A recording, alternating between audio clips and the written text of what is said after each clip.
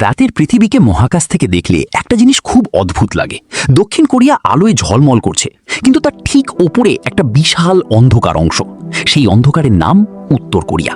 এটা শুধু একটা দেশ না, এটা যেন পৃথিবীর ভেতরে লুকিয়ে থাকা আর একটা পৃথিবী।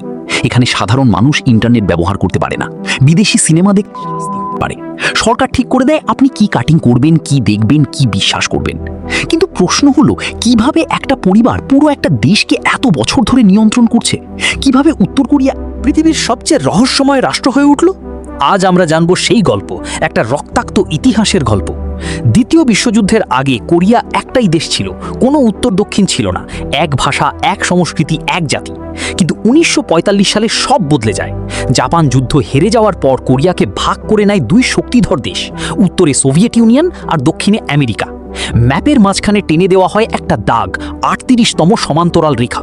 শুরুতে এটা ছিল অস্থায়ী সীমান্ত, কিন্তু কেউ তখনও বুঝতে পারেনি এই দাগই একদিন লাখ লাখ মানুষের জীবন বদলে দেবে। উত্তরে ক্ষমতায় আনা হয় একজন তরুণ গেরিলা যোদ্ধাকে, তার নাম কিম ইল সুং। এই মানুষটাই পরে উত্তর কোরিয়ার প্রতিষ্ঠাতা হয়। ধীরে ধীরে তিনি শুধু প্রেসিডেন্ট থাকলেন না, তিনি হয়ে উঠলেন এক ধরনের দেবতা। স্কুলে বাচ্চাদের শেখানো হতো কিম ইল সুং নাকি জন্মের সময় আকাশে নতুন তারা উঠেছিল, পাহাড়ের রংধনু দেখা গিয়েছিল। ইতিহাস আর বাস্তবতা দুটোকে একসাথে মিশিয়ে তৈরি করা হচ্ছিল নতুন এক পৃথিবী। 1950 সাল হঠাৎ করেই শুরু হয় কোরিয়ান। উত্তর কোরিয়ার সেনারা দক্ষিণে আক্রমণ চালায়, পুরো উপদ্বীপ আগুনে জ্বলে ওঠে। একদিকে উত্তর কোরিয়ার পাশে চীন আর সোভিয়েত ইউনিয়ন, অন্যদিকে দক্ষিণ কোরিয়ার পাশে আমেরিকা ও জাতিসংঘ বাহিনী। 3 বছর ধরে চলে ভয়াবহ। শহর ধ্বংস হয়ে যায়, পরিবার আলাদা হয়ে যায়, লাখ লাখ মানুষ। শেষ পর্যন্ত যুদ্ধ থামে ঠিকই, কিন্তু শান্তি চুক্তি কখনো হয়নি। মানে টেকনিক্যালি উত্তর আর দক্ষিণ কোরিয়া আজও যুদ্ধে আছে। এরপর শুরু হয় কিম পরিবারের আসল শাসন। কিম ইল সুং এমন একটা রাষ্ট্র তৈরি করেন যেখানে সরকারের বিরুদ্ধে প্রশ্ন করাই অপরাধ। ধীরে ধীরে পুরো দেশটা একটা বন্ধ কারাগারে পরিণত হয়। মানুষ কোথায় যাবে, কি কাজ করবে, কি বলবে, সবকিছু নিয়ন্ত্রণ করত সরকার। তারপর আসে 90-এর দশক। সোভিয়েত ইউনিয়ন ভেঙে পড়ে, উত্তর কোরিয়া তাদের বড় সমর্থককে হারায়। দেশে শুরু হয় ভয়াবহ দুর্ভিক্ষ। মানুষ খাবারের জন্য গাছের বাকল পর্যন্ত খেয়েছে, অনেকে ট্রেন স্টেশনে বসে বসেই।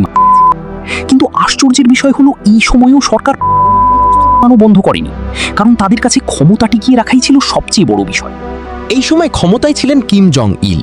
তিনি ছিলেন অদ্ভুত স্বভাবের মানুষ, বিলাসবহুল জীবন পছন্দ করতেন, হলিউড সিনেমার বিশাল ভক্ত ছিলেন। এমনকি শোনা যায় নিজের দেশের সিনেমা ইন্ডাস্ট্রি উন্নত করার জন্য তিনি দক্ষিণ কোরিয়ার একজন পরিচালক আর অভিনেত্রীকে অপহরণ পর্যন্ত করিয়েছিলেন। পুরো পৃথিবীর কাছে উত্তর কোরিয়া তখন একটা রহস্যে পরিণত হয়। তারপর আসে সবচেয়ে নাটকীয় অধ্যায়, 2011 সাল। কিম জং ইল মারা যান। হঠাৎ করেই বিশ্বের সামনে আসে এক তরুণ ছেলে, তার নাম কিম জং উন। অনেকে ভাবছিল এই মানুষটা হয়তো আলাদা হবে, কারণ তিনি বিদেশে পড়াশোনা করেছেন, সুইজারল্যান্ডে ছিলেন, বাস্কেটবল পছন্দ করেন। কিন্তু ক্ষমতায় বসার পর তিনি পুরো বিশ্বকে চমকে দেন। নিজের ক্ষমতা শক্ত করতে তিনি প্রথমে সরিয়ে দেন নিজের ঘনিষ্ঠ লোকদের। তার ফুফা, যিনি একসময় উত্তর কোরিয়ার দ্বিতীয় সবচেয়ে ক্ষমতাধর ব্যক্তি ছিলেন, তাকেও দেওয়া হয়। এরপর ঘটে আরও অবিশ্বাস্য ঘটনা। 2017 সালে মালয়েশিয়ার বিমানবন্দরে কিম জং উনের বড় ভাই কিম জং নামকে হত্যা করা হয়। 2 নারী তার মুখে লাগিয়ে দেয়। মাত্র কয়েক মিনিটের মধ্যে মৃত্যু হয় তার। পুরো বিশ্ব হতবাক হয়ে যায়। এই যেন কোনো সিনেমার গল্প, কিন্তু এটা ছিল বাস্তব। এদিকে কিম জং উন একটার পর একটা পরীক্ষা চালাতে থাকে। চীনের সীমান্ত পেরিয়ে পালিয়ে যাওয়া হাজার হাজার মানুষের গল্প আজও পৃথিবীকে কাঁপায়। তবুও একটা প্রশ্ন থেকেই যায়, কিভাবে একটা পরিবার এত বছর ধরে পুরো দেশকে নিয়ন্ত্রণ করছে? ভয় দিয়ে, প্রচার দিয়ে, নাকি মানুষের কাছে বাইরের পৃথিবীকে অজানা রেখে? উত্তর কোরিয়া আজও পৃথিবীর সবচেয়ে রহস্যময় রাষ্ট্রগুলোর একটি। এমন একটা দেশ যেখানে বাইরে থেকে সবকিছু শক্তিশালী দেখায়, কিন্তু ভিতরে লুকিয়ে আছে হাজারো অজানা গল্প। আর হয়তো সেই কারণেই পৃথিবীর মানুষ আজও উত্তর কোরিয়াকে বুঝতে চায়, কারণ এটা শুধু একটা দেশ না, এটা যেন জীবন্ত একটা রহস্য।